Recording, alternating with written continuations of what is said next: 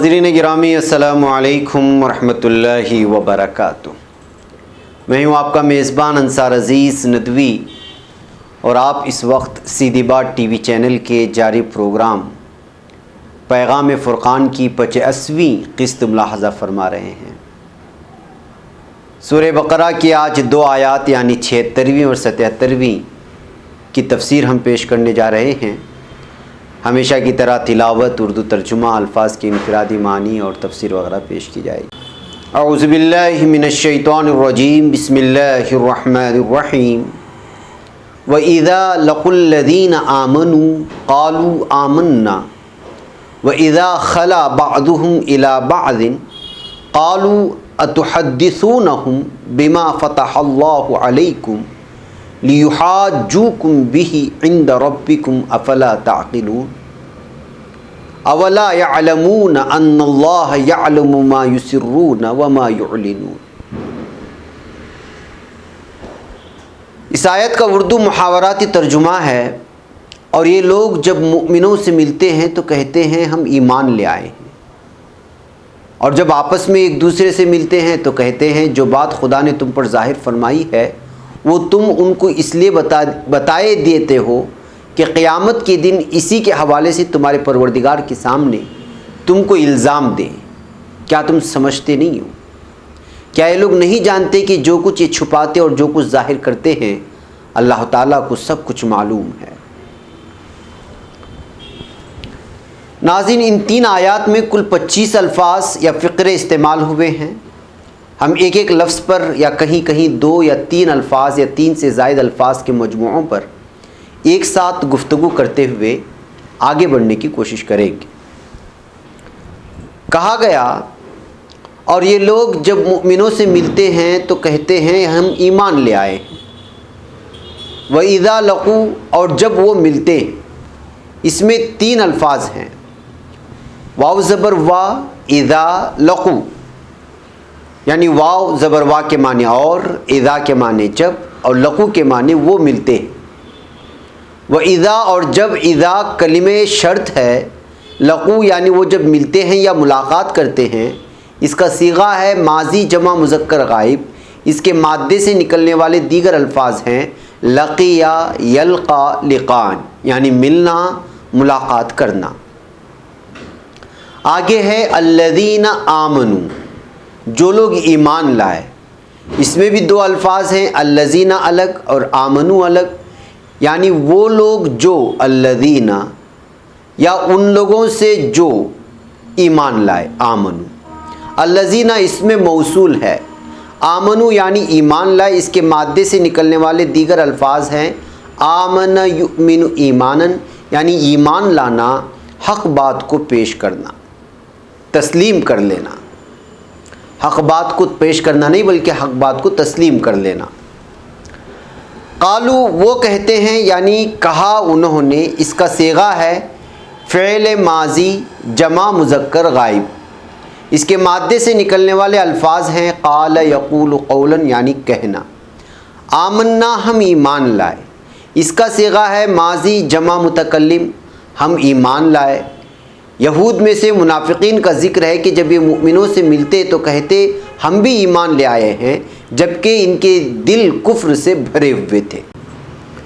آگے کی آیت ہے وَإِذَا خَلَا بَعْضُهُمْ إِلَى بَعْضٍ قَالُوا أَتُحَدِّثُونَهُمْ بِمَا فَتَحَ اللَّهُ عَلَيْكُمْ لِيُحَاجُّوكُمْ بِهِ عِنْدَ رَبِّكُمْ أَفَلَا تَعْقِلُونَ، یعنی اور جب آپس میں ایک دوسرے سے ملتے ہیں تو کہتے ہیں جو بات خدا نے تم پر ظاہر فرمائی ہے وہ تم ان کو اس لیے بتائے دیتے ہو کہ قیامت کے دن اسی کے حوالے سے تمہارے پروردگار کے سامنے تم کو الزام دیں۔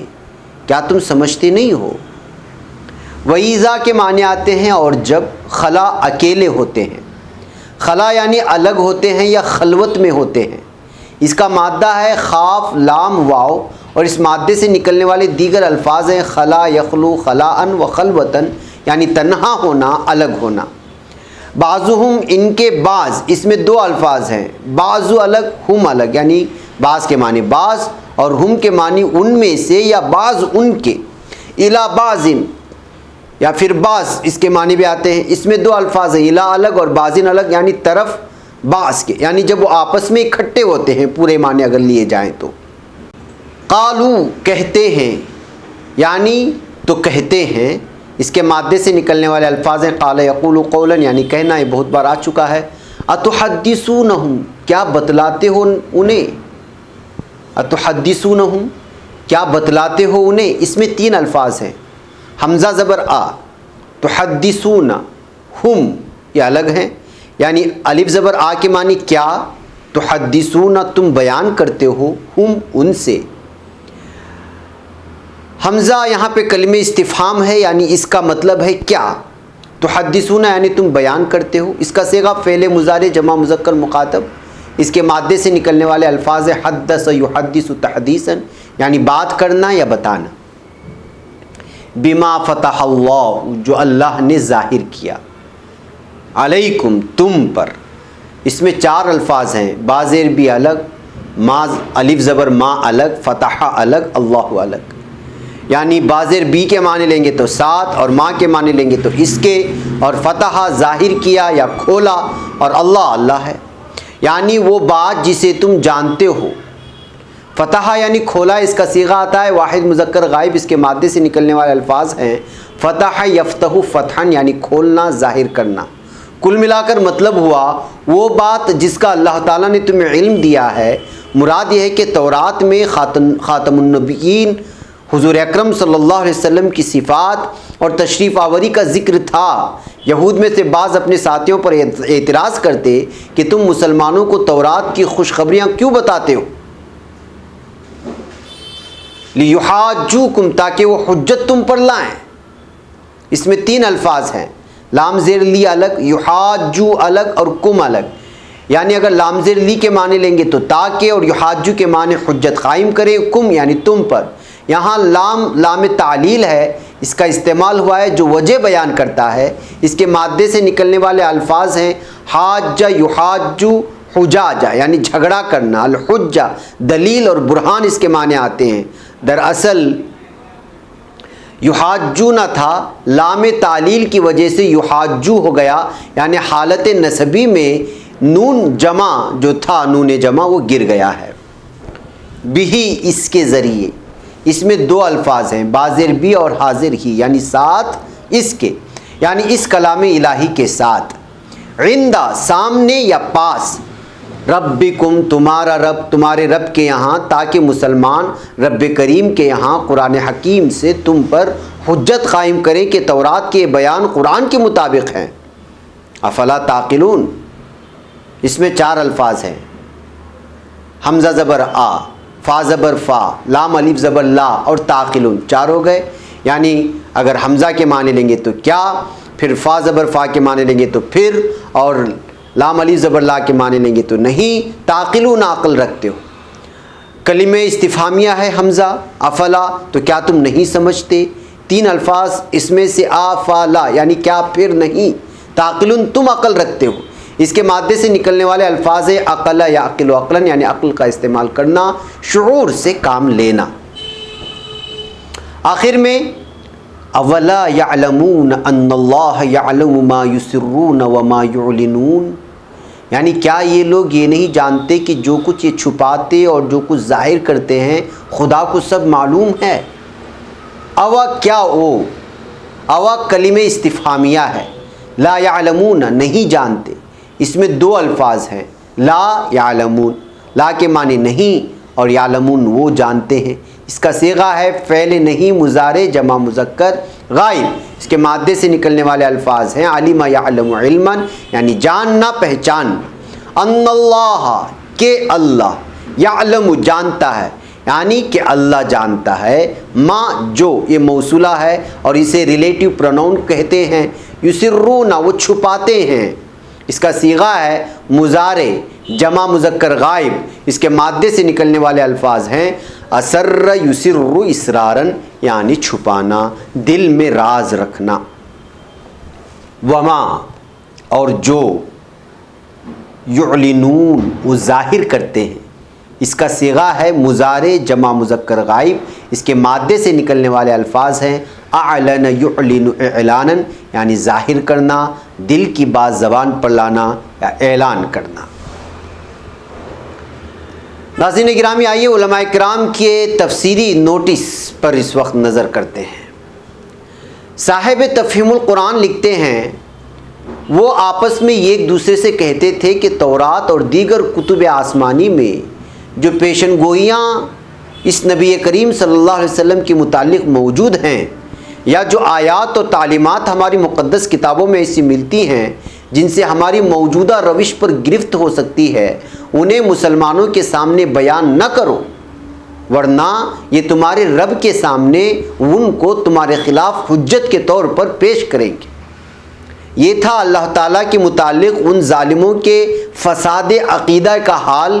گویا وہ اپنے نزدیک یہ سمجھتے تھے کہ اگر دنیا میں وہ اپنی تحریفات اور اپنے حق پوشی کو چھپا لے گئے تو آخرت میں ان پر مقدمہ نہیں چل سکے گا۔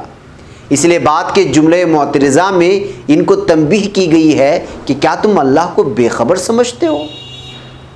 اولا یعلمون ان اللہ یعلم ما یسرون وما یعلنون۔ اس کے ضمن میں مولانا امین احسن اصلاحی رحمۃ اللہ علیہ لکھتے ہیں، یوں تو یہ جملہ عام ہے، اللہ تعالیٰ ہر ظاہر و باطن کو جانتا ہے، لیکن یہاں موقع کلام اس بات کی طرف نہایت لطیف اشارہ کر رہا ہے کہ یہ لوگ مسلمانوں کے ساتھ دھوکہ بازی کرتے ہوئے اس بات پر غور نہیں کرتے کہ اللہ تعالیٰ ان کے اس آمنا کی حقیقت سے بھی اچھی طرح واقف ہے جس کو وہ ظاہر کرتے ہیں، اور ان کی خاص مجلسوں میں آپس میں ایک دوسرے کو مسلمانوں کے سامنے افشائے راز پر جو سرزنشیں اور ملامتیں ہوتی ہیں ان کو بھی وہ خوب جانتا ہے۔ مطلب یہ ہے کہ یہ احمق لوگ مسلمانوں کے سامنے تو اپنے آپ کو ظاہرداری کے اس لبادے میں چھپا سکتے ہیں، لیکن اس اللہ سے انہوں نے اپنے آپ کو چھپانے کی کیا تدبیر سوچی ہے جو ان کی خلوت و جلوت میں ہر جگہ موجود ہے اور جس پر ظاہر و خفی سب کچھ روشن ہے۔ تفسیر عثمانی میں ہے، یہود میں جو لوگ منافق تھے وہ بطور خوشامد اپنی کتاب میں سے پیغمبر آخر الزماں کی باتیں مسلمانوں سے بیان کرتے، اور دوسرے لوگ ان میں سے ان کو اس بات پر ملامت کرتے کہ اپنی کتاب کی سند ان کے ہاتھ میں کیوں دیتے ہو؟ کیا تم نہیں جانتے کہ مسلمان تمہارے پروردگار کے آگے تمہارے خبر دی ہوئی باتوں سے تم پر الزام قائم کریں گے کہ پیغمبر آخر الزماں صلی اللہ علیہ وسلم کو سچ جان کر بھی ایمان نہیں لائے اور تم کو لاجواب ہونا پڑے گا۔ تفسیر کنز الایمان میں ہے، یہ آیت ان یہودیوں کی شان میں نازل ہوئی جو حضور اکرم صلی اللہ علیہ وسلم کے زمانے میں تھے۔ ابن عباس رضی اللہ تعالیٰ عنہ نے فرمایا، یہودی منافق جب صحابہ اکرام سے ملتے تو کہتے کہ جس پر تم ایمان لائے اس پر ہم بھی ایمان لائے، تم حق پر ہو اور تمہارے آقا محمد مصطفیٰ صلی اللہ علیہ وسلم سچے ہیں، ان کا قول حق ہے، ہم ان کی نعت و صفت اپنی کتاب تورات میں پاتے ہیں۔ ان لوگوں پر علماء یہود ملامت کرتے تھے۔ اس کا بیان وَإِذَا خَلَا بَعْضُهُمْ إِلَى بَعْضٍ میں ہے۔ اس سے معلوم ہوا کہ حق پوشی اور حضور اکرم صلی اللہ علیہ وسلم کے اوصاف کا چھپانا اور کمالات کا انکار کرنا یہود کا طریقہ ہے۔ آج کل کے بہت سے گمراہوں کی یہی عادت ہے۔ تفسیر ضیاء القرآن میں ہے، یہاں سے یہودی منافقوں کے حوال کا بیان ہے، یعنی جب مسلمانوں سے ملتے ہیں تو بطور خوشامد یہ ظاہر کر بیٹھتے ہیں کہ ہم تو سچے دل سے حضور اکرم صلی اللہ علیہ وسلم پر ایمان لائے، کیونکہ نبی برحق کی جو نشانیاں ہماری کتاب میں مذکور ہیں وہ سب حضور اکرم صلی اللہ علیہ وسلم میں پائی جاتی ہیں۔ ان کے ایسی باتوں پر دوسرے یہودی ان کے ملامت کرتے کہ تم مسلمانوں کو ایسی باتیں بتا کر اپنا راز افشا کر رہے ہو، اپنی راز کی باتیں بتا رہے ہو، تمہارے انہی اقوال سے وہ تمہارے مذہب کی تردید کریں گے، اور تورات کی وہ آیات جن کا تم ان سے ذکر کرتے ہو انہی آیات سے وہ تم پر حجت قائم کریں گے۔ لِيُحَاجُّوكُمْ بِهِ عِنْدَ رَبِّكُمْ، اس کی تفسیر جس کو علامہ زمخشری اور علامہ بیضاوی رحمۃ اللہ علیہ نے پسند کیا ہے وہ یہ ہے کہ عند ربکم کا معنی ہے ما فی کتاب ربکم، یعنی تمہارے رب کی کتاب کے آیتوں سے تم پر دلیل قائم کریں گے۔ اور عند اللہ کے معنی عام طور پر یہی ہوتا ہے کہ فی کتاب اللہ، جیسے کہا جاتا ہے کہ عند اللہ اس کا یہ حکم ہے، یعنی اللہ تعالیٰ کی کتاب میں اس مسئلے کا یہ حکم ہے۔ یہ ساری تفصیل ہیں جو مختلف تفاسیر میں ان دو آیتوں کی تفسیر پیش کی گئی ہے۔ ناظرین، آئیے آخر میں ہم اس آیات کی حکمت و بصیرت کے نکات پر نظر کرنے کی کوشش کریں گے۔ نمبر 1 یہ ہے کہ زبانی دعویٰ ایمان کی کوئی حقیقت نہیں ہے۔ وہی ایمان قابل قبول ہے جس پر دل اور زبان سے اقرار کے علاوہ اعمال صالحہ سے بھی مہر تصدیق ثبت کی جائے۔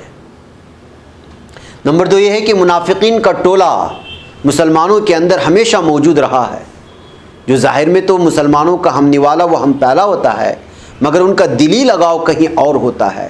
خود اپنے وطن میں ہمیں ایسے رہنماؤں سے سابقہ رہا ہے جو بظاہر تو مسلمانوں کے ہمدرد اور اسلام کا دم بڑھتے رہے ہیں، مگر عملی طور پر قانون اسلام سے گریزاں رہے ہیں، اور وہ اطاعت کسی اور کی کرتے ہیں جسے قرآن کی اصطلاح میں طاغوت کی پیروی کہا جاتا ہے یا کہتے ہیں۔ نمبر 3 ہم کسی بات میں خواہ کیسے حیلے بہانے کر لیں، نفس کی خباثتیں اور خرابیاں بالآخر ظاہر ہو کر کے رہتی ہیں۔ نمبر 4 یہ ہے کہ دنیا کی سزا سے کسی طرح بچ بھی نکلیں تو آخرت کی سزا سے بچنا محال ہی نہیں بلکہ ناممکن ہے۔ جی ہاں ناظرین، یہ تمام اسباق ہیں جو ہمیں ان آیات سے ملتے ہیں۔ آج ہمارا وقت یہیں ختم ہوتا ہے، انشاءاللہ اگلے آیات کے ساتھ اگلے ہفتے پھر حاضر ہوں گے۔ تب تک کے لیے اجازت دیں، خود بھی دیکھیں، دوسروں تک پہنچانے کی ضرور کوشش کریں، لنک کو ضرور شیئر کریں۔ والسلام علیکم ورحمۃ اللہ وبرکاتہ۔